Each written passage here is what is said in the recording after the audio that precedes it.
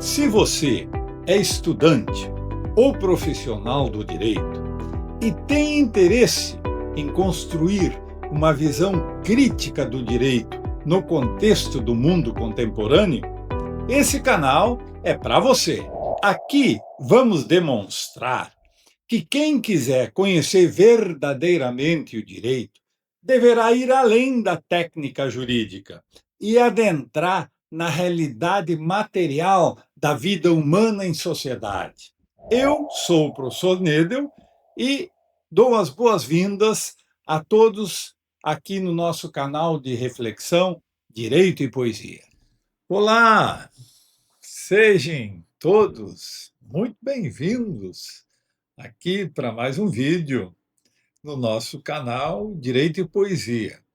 Nesse conjunto de vídeos aqui que estamos desenvolvendo, o nosso propósito é refletirmos como emerge o direito no contexto da cultura ocidental. Esse é o nosso propósito. Mais adiante, vamos refletir como a cultura ocidental começa a negar o direito, e mais adiante vamos refletir a possibilidade do desaparecimento do direito no mundo contemporâneo e também o fato do direito vir ou não a desaparecer, né, vai ser o resultado de uma postura da humanidade.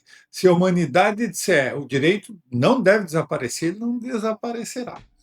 Então, eu tenho dito que me parece, talvez, será o maior equívoco da civilização o desaparecimento do direito. Então, nós devemos defendê-lo. Mas, para defendê-lo, nós temos que conhecê-lo. Então, nesses vídeos, nós estamos procurando compreender o que significa o sentido do direito. Esse é o nosso projeto. Então, aí, mais adiante, nós vamos refletir se o direito pode desaparecer ou não desaparecerá, dependerá da humanidade, né? E a humanidade deverá, então, defendê-lo. Mas, para defendê-lo, deve saber o que ele vem a ser. E aí, ao final, nós vamos refletir a possibilidade do resgate do sentido do direito na pós-modernidade, né? Esse será, então, o fim da nossa reflexão. E assim vamos avançando. Hoje, o nosso vídeo será da maior relevância nesta longa caminhada, porque vamos refletir a contribuição do grande filósofo grego Aristóteles na construção da ideia de direito ocidental.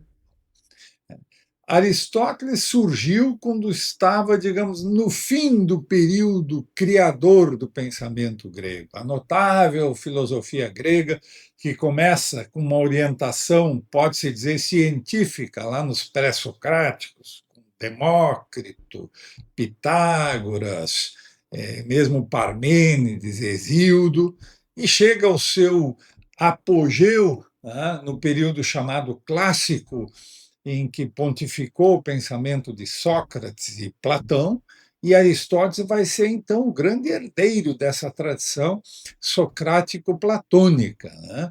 E com ele se encerra esse ciclo criador. Mas Aristóteles foi um pensador, foi um filósofo de tal estatura que nos próximos 2000 anos, na civilização ocidental, não surgirá nenhum filósofo da sua estatura. Então, hoje vamos refletir. Claro que sua obra é muito ampla, né?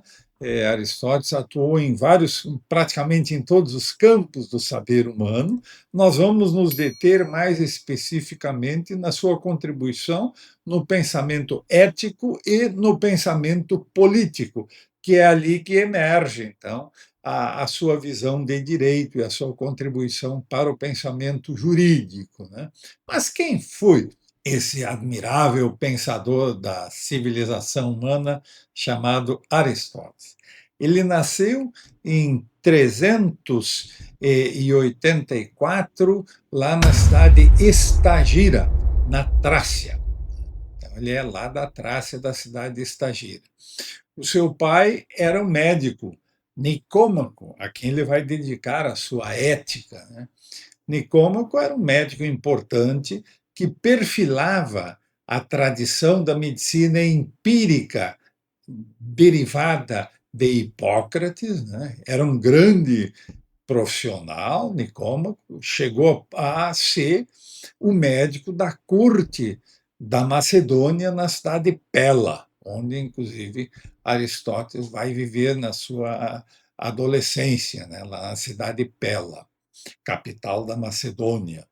Aristóteles, na sua infância e na sua adolescência, acompanhava o pai nas suas atividades do exercício da medicina e ajudava o pai.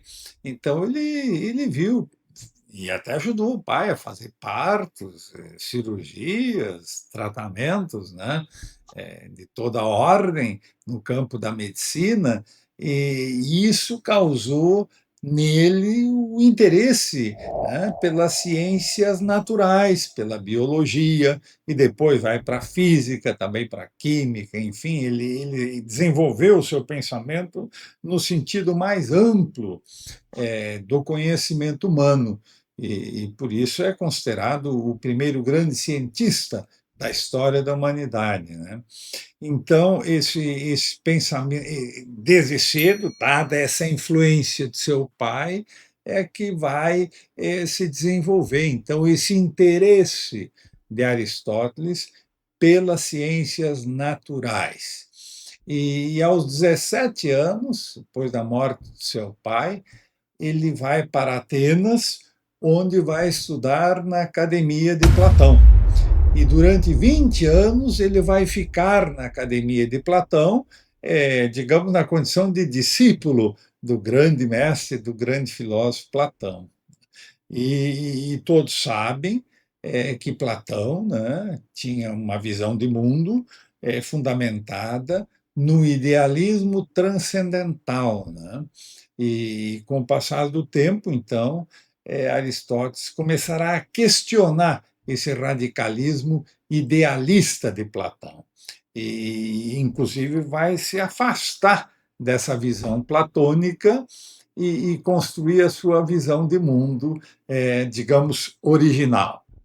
Na academia, Aristóteles aprendeu com seu mestre Platão que o filósofo, através da razão, transcende as contradições doxológicas, isto é, as contradições e os equívocos do mundo material, do mundo empírico, e transcende, através das ideias, até o mundo da verdade, das verdades eternas e imutáveis. Então, através da razão, o filósofo chega a conviver com a divindade, né? Com o Deus, o totéon, como dirá Platão, né?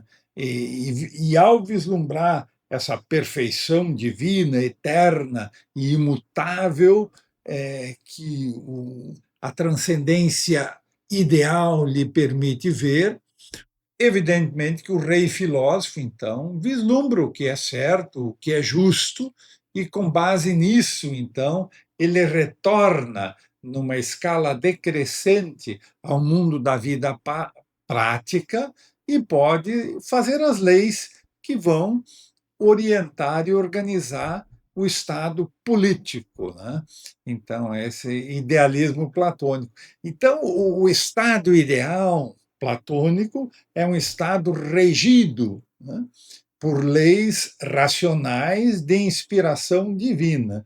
Podemos dizer assim que o mundo da vida material, na perspectiva do Estado de Platão, é regido e busca seu fundamento de validade nas leis sobrenaturais, nas leis divinas e sobrenaturais. Platão, podemos dizer assim, é um místico racionalista, né? Tem bastante original e muito consistente o seu pensamento, né? No que concerne, então, ao direito, Platão vai ser o grande inspirador do pensamento jurídico da modernidade, do chamado positivismo normativista, porque ele vai nos dar o direito como um conjunto de leis, como um conjunto de regras racionalmente estruturado para organizar a vida social.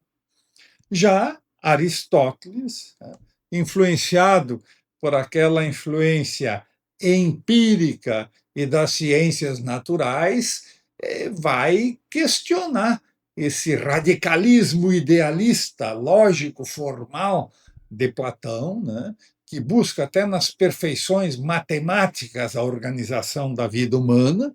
Aristóteles, então, começará a se afastar, gradativamente se afastar desse radicalismo idealista de Platão. E vai fazer, e vai nos mostrar, então, uma nova concepção de direito, né? Que, em boa medida, vai se afastar da utopia ideal do platonismo. Né?